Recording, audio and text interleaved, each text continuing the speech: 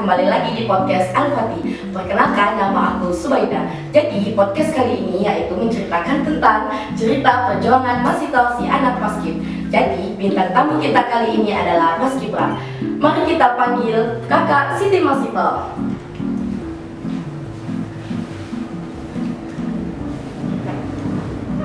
Hai Kak Siti Masito. Hai. Silakan perkenalkan dirinya Kak. Baik, perkenalkan nama saya Siti Masito. Saya dari kelas 11B.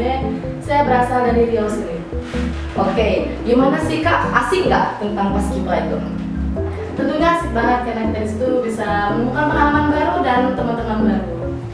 Oke, kita lanjut ke materi ya Kak ya. Oke. Kak, gini kan Kak Siti Masito ini kan anggota Paskib. Bolehlah kita kakak ceritain pengalaman pendaftaran kakak itu sampai lolos. Baiklah. Saya akan menceritakan pengalaman saya dari awal pendaftaran sampai saya bisa seperti ini. Di sini saya tidak bisa masuk ke tahap selanjutnya jika tidak ada yang membantu saya dalam memproses hal tersebut.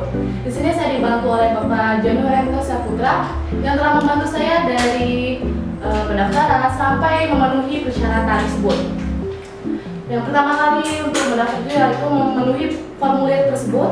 Setelah itu kita akan diperiksa terlebih dahulu apakah badan kita sehat atau tidak. Terus tinggi juga kita akan diukur terlebih dahulu termasuk kriteria Paskib atau tidak. Setelah itu kita akan masuk ke tahap selanjutnya yaitu tes TWK dan TIU.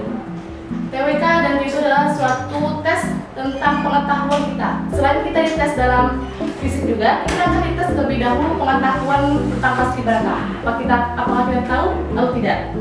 Setelah itu kita akan dites dalam bahasa baris, terus tentang kejasmania seperti push up, terus pull up dan sebagainya.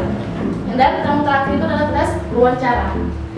Setelah kita wawancara, kita akan menunggu hasilnya dan jika hasilnya lolos maka kita akan ke tahap selanjutnya. Oke, itu pertanyaan kedua ya Kak. Apa sih Kak yang bisa didapatkan dari kegiatan Paskibra?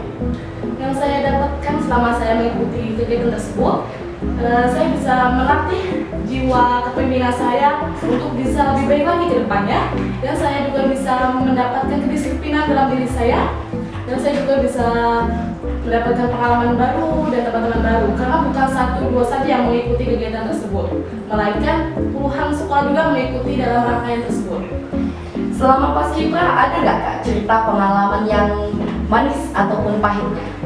Pastinya ada, bukan hanya dalam Paskibraka saja, ya, tapi semua dalam kegiatan tersebut pasti ada lah ya, yang dalam pahitnya, manisnya, pasti ada. Yang selama saya alami dalam kepahitan itu ya ketika saya dilatih dalam melatih mental dan fisik. Karena itu baru pertama kali saya dilatih dalam hal tersebut sampai saya down. Karena bukan hanya itu aja, tapi mental kita itu kan harus dilatih supaya kita kuat. Apakah kita mampu membawa sang merah putih dengan baik atau tidak? Untungnya mengikuti Paskibra itu apa ya Kak? Untungnya itu ya, kita bisa mendapatkan uang dengan hasil keringat kita sendiri tanpa bantuan orang tua. Dan kita juga bisa mendapatkan liburan tanpa biaya sedikit pun yang diberikan orang tua. Seru ya Kak ya? Banget. Oke. Kalau saya melihat ya Kak ya, Paskibra ini kaku dan sulit. Emangnya sulit ya Kak untuk bercanda? Sebenarnya sih tidak, tapi karena kita dilatih fisik dan mental, karena kelihatan dari orang itu saja bahwa kita itu sulit dan kaku. Sebenarnya tidak semua hal itu dilakukan serius. Ada bercandanya walaupun hanya sedikit saja.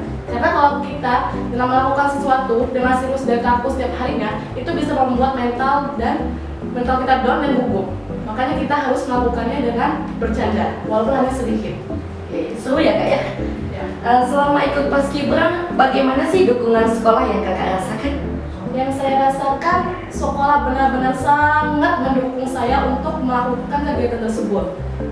Ketika saya diantar ke tempat tersebut dan dijemput oleh Bapak Janu Saputra yang telah berkorban demi saya untuk bisa lolos ke tahap selanjutnya. Pesan terakhir untuk remaja di Manubang apa sih Kak? Pesan ya untuk teman-teman semuanya, tetaplah semangat.